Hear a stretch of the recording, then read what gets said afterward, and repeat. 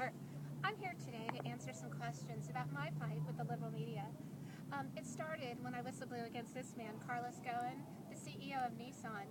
Carlos Ghosn has taken $1.4 billion of DOE money for a car using technology from the 90s. But what's worse is that the mainstream media knew about it. They knew that the car would not function, and what they did was not tell the story. 2 federal budgets were passed with the mainstream media knowing that this car would not work.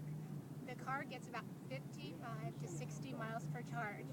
Nissan executives that work at the company have told me that the battery technology is from the 90s, from the California Air Quality Resource Board days when California made a certain amount of cars that had to be electric, which manufacturer. The car was an economic disaster back then, and it is still today.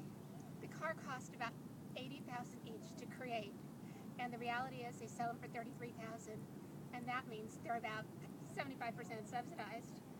The average income of a leaf owner is about $140,000, and that's according to Nissan's own statistics.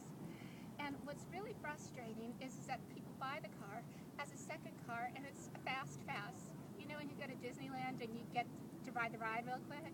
Well, rich people are buying these cars so they can get on the LA highways fast and easy. But as soon as they get to where their office is, they got a BMW or something waiting for them, or they just charge it up, usually free, and that charger was paid for by the taxpayers, and then they go.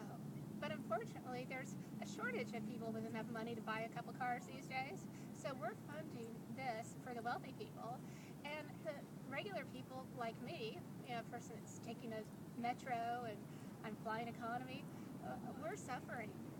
And I'm not part of that Occupy movement. I'm part of a different movement. The movement that I'm part of about is common sense. I think it's time the government used common sense when dealing with American taxpayer dollars. And I believe that the mainstream media should use common sense when they report stories.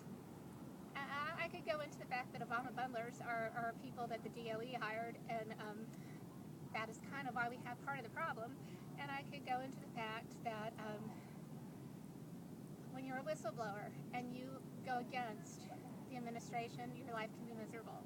So that's why I'm in DC, because I whistleblew and I started a blog. I own the blog Girl in the Black Honda, and I've started a new blog called the Nissan Whistleblower. And what I'm going to do is promote this blog to mainstream media and also mainstream America.